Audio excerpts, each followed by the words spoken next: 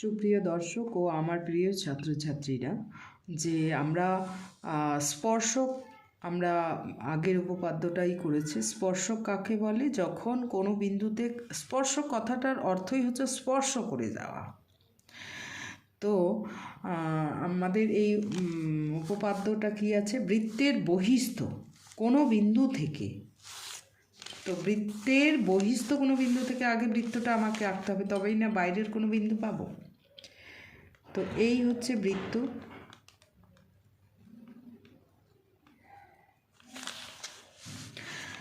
বৃত্তের কেন্দ্র আমি নিয়ে নিলাম। বৃত্তের বহিস্থ কোনো বিন্দু থেকে, অর্থাৎ বাইরে থাকবে এমন বিন্দু নিতে হবে। তাহলে আমি পি যে কোনো একটা বিন্দু নিলাম। বৃত্তের বহিস্থ কোনো বিন্দু থেকে যে দুটি স্পর্শক অঙ্কন করা যায়, আর তো দুটো স্পর্শক, অসংখ্য কিন্তু আমরা স্পর্শক আবার অঙ্কনও করতে পারবো না। এখানে দুটাই স্পর্শক। বৃত্তের কোনো বিন্দু থেকে, বহিস্থ কোনো বিন্দু থেকে কোনো বৃত্তের যদি স্পর্শক অঙ্কন করা যায়, তাহলে দুটোর বেশি কিন্তু করা যাবে না। বেশি করতে গেলে এই বিন্দু আর এই বিন্দু যদি যোগ করা যায় তাহলে কিন্তু কেটে যাবে, এটা স্পর্শক হবে না। জাস্ট টাচ করে যাবে এমন সরল রেখাংশটাকেই আমরা স্পর্শক বলবো।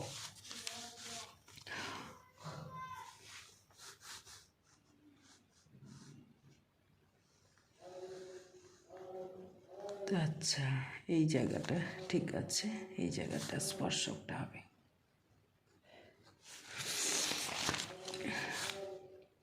এইটা কেনটা হবে? এটার থেকে নিতে হবে। ওকে,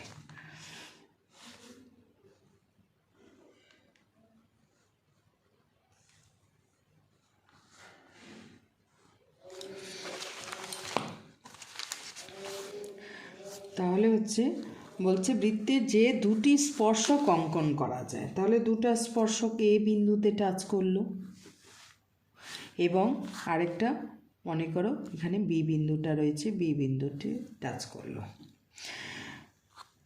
যে দুটি স্পর্শক অঙ্কন করা যায় তাদের স্পর্শ বিন্দু দুটির সাথে, স্পর্শ বিন্দু এই দুটা, এটা এ বিন্দু একটা স্পর্শ বিন্দু এবং বি বিন্দু একটা স্পর্শ বিন্দু, দুটির সঙ্গে বহিস্থ বিন্দুর, এই যে বহিস্থ বিন্দু পি, এই যে বহিস্থ বিন্দু পি রয়েছে, পিটা এখানে রাখি, পি বিন্দুটা রয়েছে, দুটির সাথে বহিস্থ বিন্দু সংযোজক সরল রেখাংশ, সরল রেখাংশ দুটির দৈর্ঘ্য, এই যে সংযোজক সরল রেখাংশ মানে সরল রেখা গোটাটা নাও কিন্তু, এ পি এবং বিপি, এইটাই তো রেখাংশ, রেখাংশ রেখাংশ এপি এবং বিপির যে দৈর্ঘ্য তারা সমান হবে, আর তারা কেন্দ্রে সমান কোণ উৎপন্ন করবে। তো আমাদের প্রমাণ করতে হবে এপি ইকুয়াল টু বিপি। তাহলে শিকার আমরা কি ধরে নিচ্ছি? শিকার মানে যা দেওয়া আছে সেটাই হচ্ছে শিকার। আমাদের কি দিয়েছে? আমাদের দিয়েছে যে একটা অবৃত্তীয় কেন্দ্র, বৃত্ত ও কেন্দ্রীয় একটা বৃত্ত নিতে হবে, এর বাইরে একটা যে কোনো বিন্দু নিতে হবে এবং এ এবং বি যে কোনো দুটো বিন্দুতে, পি বিন্দু থেকে আমাদের স্পর্শক ড্র করতে হবে, দুটা বিন্দুতেই শুধু টাচ করে যাবে। আরও যদি আমি অঙ্কন করতে চাই তাহলে কিন্তু ছেদ করে চলে যাবে, ওগুলো স্পর্শক হবে না। এটা কিন্তু অবজেক্টিভও থাকে যে বৃত্তের বহিস্থ বিন্দু থেকে একটা বৃত্তে কতগুলো সরল রেখাংশ অর্থাৎ স্পর্শক অঙ্কন করা যায়। তাহলে দুটি শিকার ধরা যাক।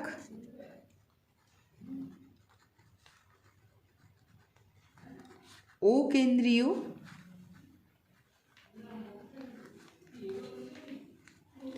বৃত্তের, ও কেন্দ্রীয় বৃত্তের বহিস্থ বিন্দু, বহিস্থ বিন্দু পি থেকে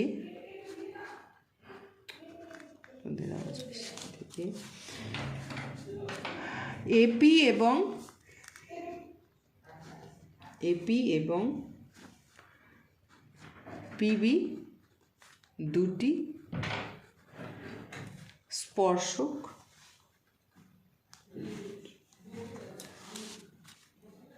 যাদের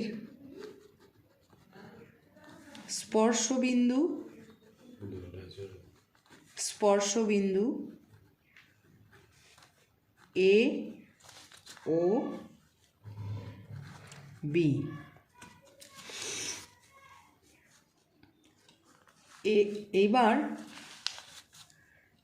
এবার কি করতে হবে, কারণ আরেকটা আমাদের অংশ রয়েছে, দৈর্ঘ্য সমান এবং তারা কেন্দ্রে সমান কোণ উৎপন্ন করে, এ এবং বি। এবার ও এ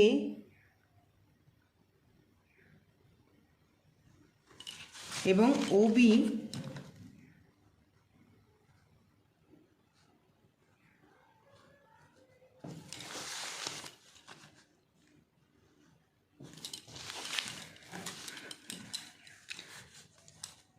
এবার ও এ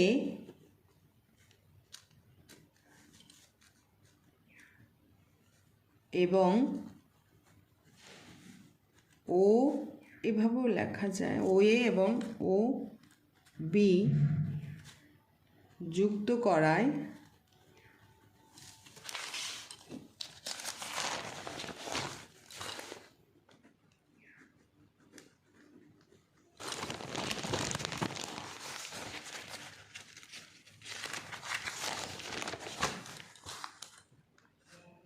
পিএ এবং পিবি সরল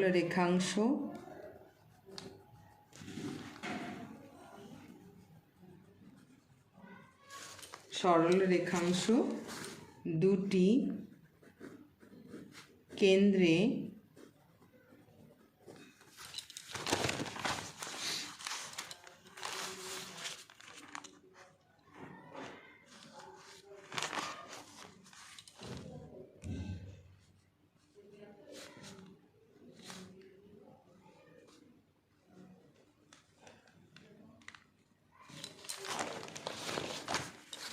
কেন্দ্রে পি ও এ পি ও এ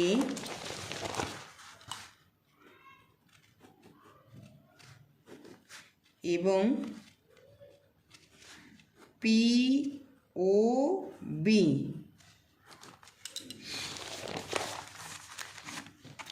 কারণ এই সরল রেখাংশ ওপি এপি এবং ও এ কেন্দ্রে কেন্দ্রে কোণ উৎপন্ন করছে এ ও পি, সেই জন্য কিন্তু এখানটা এই সরল রেখাংশটা ওপি যুক্ত করা হয়েছে।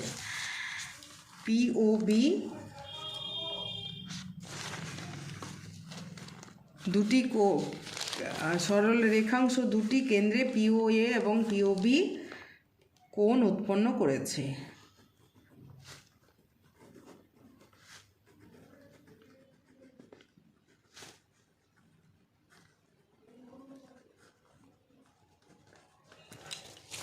এবার প্রতিজ্ঞা।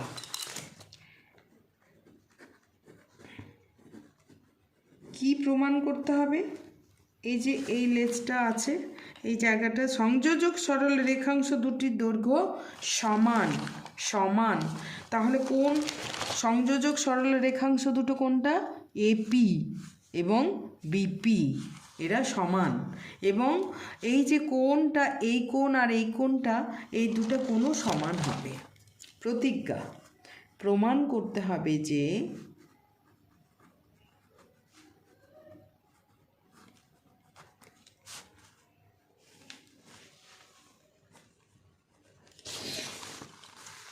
এক নাম্বার,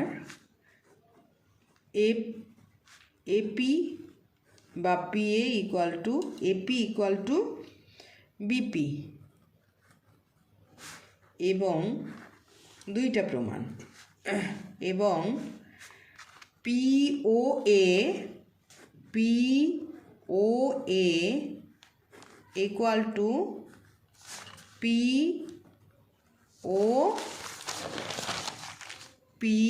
ও বি কেন্দ্রে উৎপন্ন করছে। আমাকে এটা কিন্তু বলে দিয়েছে। এবার আমাদের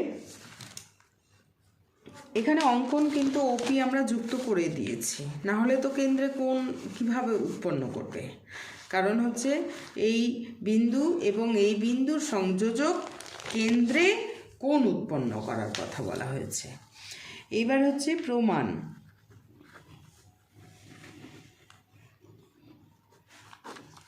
এইবার আমরা কি দেখতে পাচ্ছি? এইবার কিন্তু আমরা দুটো এটা যদি আমরা মুছে ফেলি তাহলে আমরা কিন্তু দুটো ত্রিভুজ দেখতে পাচ্ছি। আমরা দুটো ত্রিভুজ দেখতে পাচ্ছি যে এ পি ও এবং পি ও বি দুটো ত্রিভুজ দেখতে পাচ্ছি।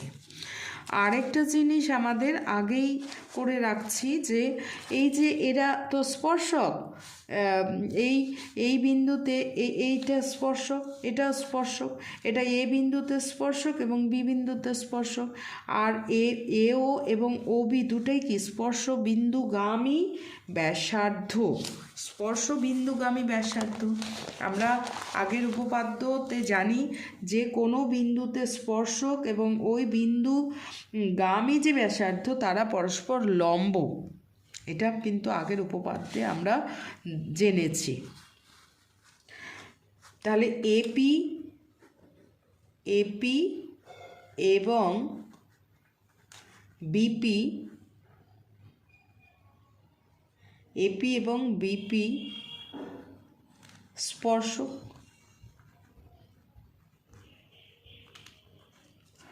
এপি এবং বিপি স্পর্শক।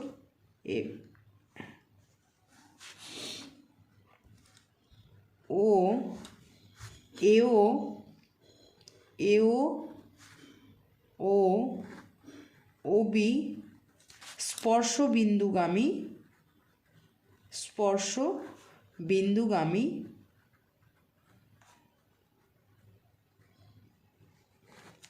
ব্যাসার্ধ।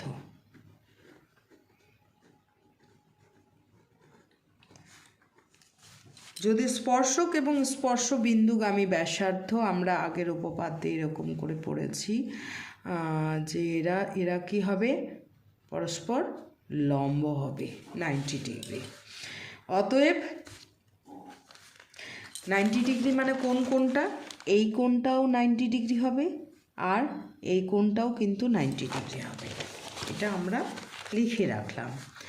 স্পর্শ বিন্দুগামী ব্যাসার্ধ, অতএব ওএ লম্ব এপি, লম্ব এপি, যে ওএ লম্ব এপি এবং ওবি লম্ব বিপি,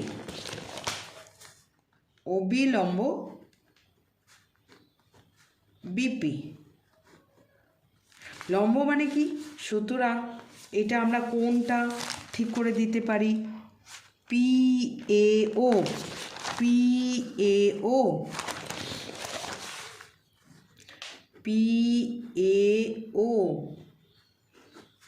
সমান 90 ডিগ্রি সমকোণ হবে এবং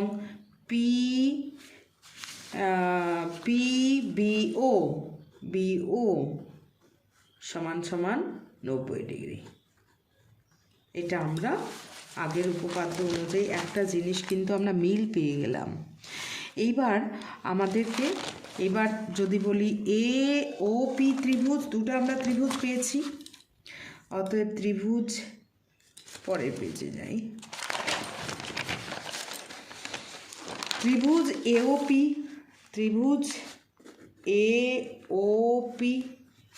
এবং ত্রিভুজ বিওপি থেকে কি পাওয়া যাচ্ছে?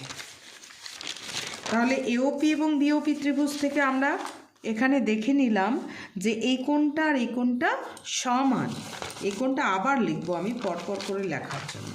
কি সমান? এই দুটো ত্রিভুজের মধ্যে আমি কিছু সমান যদি খুঁজে পাই সুবিধে হবে। এওপি পিএও কোণ সমান সমান পি বি ও কোণ। এখানে আমি লিখতে পারি প্রত্যেকে 90 ডিগ্রি সমকোণ। এবং আরেকটা কি জিনিস, ও এটা কি ব্যাসার্ধ, ও বিটাও ব্যাসার্ধ, তাহলে তারা কি তাদের একই বৃত্তের ব্যাসার্ধ যেহেতু সমান হবে। একই বৃত্তের ব্যাসার্ধ, অন্য বৃত্তের ব্যাসার্ধ হলে আলাদা হতো, কিন্তু একই বৃত্তের ব্যাসার্ধ এ 5 হলে এও 5 হবে। অর্থাৎ আমি বলতে পারি ও এ ইকুয়াল টু ও বি। এখানে লিখতে পারি একই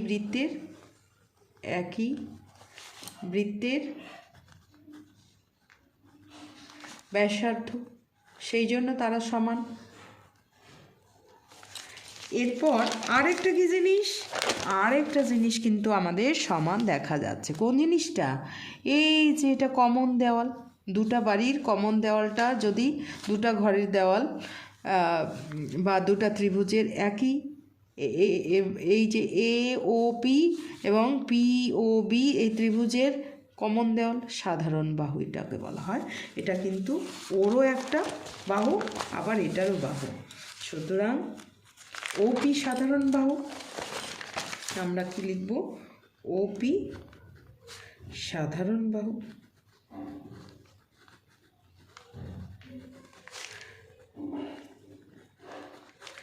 আর যখন একটা ত্রিভুজের দুটা ত্রিভুজের তিনটা জিনিস ইকুয়াল হয়ে যাবে, তখন তাদের মধ্যে তাহলে একই রকম ধর্ম অন্যগুলো থাকবে। অর্থাৎ আমরা সেটাকে জ্যামিতিক ভাষায় কি বলি? সর্বসম। সেই ত্রিভুজদ্বয় কি হবে? সর্বসম।